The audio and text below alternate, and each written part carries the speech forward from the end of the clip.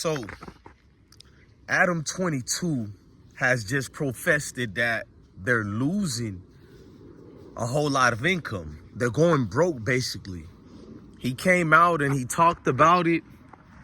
T-Row from Back on Fig and Community, even Figmunity, it's all the same branches to me. They all said the same thing. This was going to happen. Now, what Adam talked about was that during the pandemic, his numbers maximized and they got bigger than ever than before. So this is what he's alluding to is the reason why he's in his situation. What I can say and contest to is a lot of people numbers got bigger during the pandemic, including mine, many other people. But in my personal opinion, that's not what made No Jumper take a hit. And I'm going to break down whether Adam is lying or doing this as a cover-up. We'll get to that. Let's focus on the main points about if they did go broke, why. It's not because of the pandemics, bro. YouTube has an algorithm that's being oversaturated with too much content. Then you got almost everybody who oversaturates it to the maximum. They oversaturate it to the maximum, bro.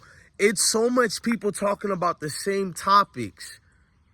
You got everybody doing the same thing on YouTube. What I try to do is try to DJ, host, and it costs me a lot of views like that because the algorithm wanted me to continue doing the main thing I was doing, which when a rapper dies, we talk about it, cling on to things like that. They skyrocketed in my CPMs, RPMs. In 1 month, I remember I made almost $70,000. I think I did 75. And that was only one time in my entire YouTube career. So I'm not going to tell y'all that's how much I be making. I have good days and bad months and good months. Sometimes when y'all know I be taking breaks on YouTube. If I take a break on YouTube and don't upload nothing for a month or two, it's going to drop down to only $2,000 for that month. Which I'm not complaining. I'm a grateful dude, bro. I am not complaining. And I never talk about money with you guys. The only reason I'm doing it here to tell y'all, yes, YouTube could be very lucrative, but you always have to have a plan B and you have to be consistent. No Jumper is a consistent brand. Problem is, they're in the echo chambers of many people producing what they produce.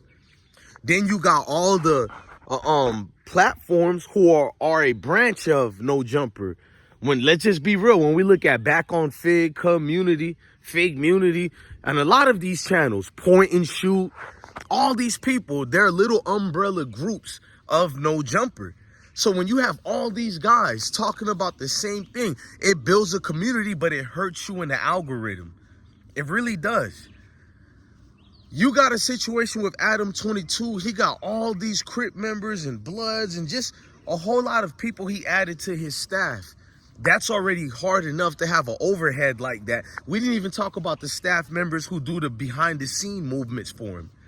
I don't know how his plug talk is doing, but we can contest to when the pandemic happened, a lot of people got their views up, but it goes up and down. That algorithm selects what it wants to select. That's why I be seeing people who are immensely talented and they get to complaining that, man, what am I doing wrong? I can't get views. I'm only getting 200 views, 30 views. You don't control any of that.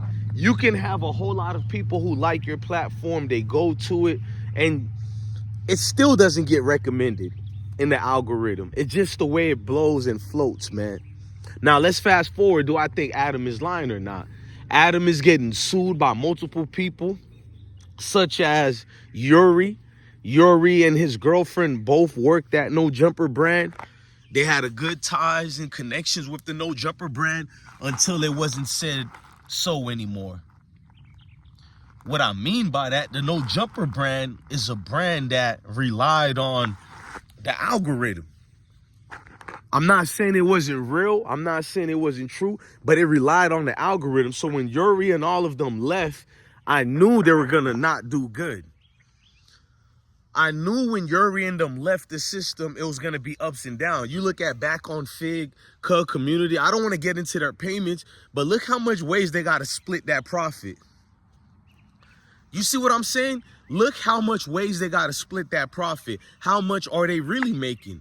So now Adam is about to get sued by Yuri. I don't know if he's going to win it or not. I'm talking about Yuri. Adam have to expend so much income just to, on the back end, protect himself. But how much you have to spend? Will the lawsuit actually go through? Or because of the suit and the federal cases with Brick Baby and everybody, did he get tired of paying people's lawyer fees? Then 4 Extra just got out of prison. Well, jail, that is, after 2 months. Did Adam have to pay for that as well? You gotta look at it, bro. Off the back, you have to look at all of these things that are being applied to it. And is Adam exaggerating about going broke for purposes of not having more in monetary loss than he already has been losing on YouTube? And I've been told you guys that I can see somebody who make a similar video to me and they'll get 80,000 views in that video. I'll get 20 or 10,000 views and I probably made more money than their video. And you're probably like, how? Because of CPMs and RPMs. You try to teach people that and they don't want to learn it, bro. And this is just the way the shit blows, man. When I used to watch Trailer Park Boys, that's what Jim used to say, man. That's the way she blows, man. That's the way the YouTube algorithm is. You cannot bank on that algorithm to be your lifesaver for guaranteed time frame or whatever. Or it can last you. It can pay you very well because even on my bad days, it still takes care of the bills. You know what I'm saying? So what I'm trying to bring to you is don't always go over your head and start spending more or hiring more because this month you made this much. Or maybe for 5 or 6 months in a row, you made this much. It doesn't mean the month after that is going to be guaranteed. And that's the nutshell of everything, bro. And then other people who don't know how the YouTube game is or how it works, they're probably thinking this man is making 20 million a month type ish. You feel me? Oh, I need to go work for No Jumper. No Jumper is the spot. To tell you the truth, any YouTube channel is the spot because it's all under YouTube. YouTube controls it. YouTube runs it. If you're not a Mr. Beast or guys like that, look at some of these streamers to be relevant, what they have to do. I'm not even talking about the Kai Cenat in them because I'm tired of seeing his face and I don't even hate on the young man. But now they're trying to make him be the new host of 106 in Park. He's on every NBA program. How the hell a streamer is now an expert on actual situations like that? That's what I want to know. How is a streamer an expert on NBA schematics? That has never made sense to me when you look at it. So let's fast forward. You're looking at everybody they added on this thing trying to be a streamer. Look what they got to do to stay relevant. You have to do the braziest things out here to go viral or this and that. This is why I'm blessed to even be on YouTube. I understand his YouTube rules and I don't really complain much. I can if I wanted to.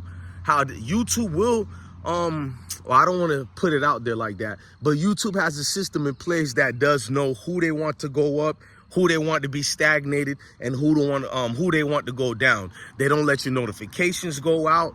They got your comment sections hijacked by these bots, these porn bots, and then people think you're buying them. But the only thing that make me comfortable, you guys see those porn bots on almost every damn channel. Just to let you know, it's not the content creators. It's what YouTube allows. If I upload what some of these bot comments are doing, I would be demonetized, maybe even terminated. So with No Jumper, man, it's a lot you can see played a part, but I'm not surprised by that. And the only reason Adam probably went forward with, like, if it's not fake, Adam went forward with it because people like T-Rel and everybody else probably got news of it or wind of it, how they would like to say. And right there, he tried to beat the punch of anybody who was trying to expose him prior to him saying this. So now they're moving to a new building. They're you know, downgrading themselves, as you should. But what happens to the building? You said you purchased the building. Are you just having a mortgage on it? Or is it officially yours? You know what I mean? So he's probably going to end up selling that building as well. I mean, real estate properties are a good thing. It's like a real life monopoly. I'm pretty sure he'll get a good return on it. I don't know if he'll get his same return, but it's California. He's good. But just to pay attention to all that, you got to start feeling yourself a little too much, man.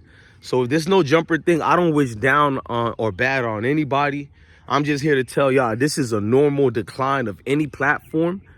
And the weird people are going to say, oh, y'all fell off and X, Y, and Z. And like I said, that's not the case. Reality hits, life happens, and everything sustains. It's up and down. It is what it is, man. I wish them luck. I wish them the best, because they do provide bills and food on the table for many people. Unfortunately, they had a lot of layoffs, and you don't wish that for anybody, even if they don't like you or not. I don't like taking money from people or causing people to lose money. Look, man, I'm your guy, DJ Blessed One, the best one. Love your family, love your kids. Stay blessed.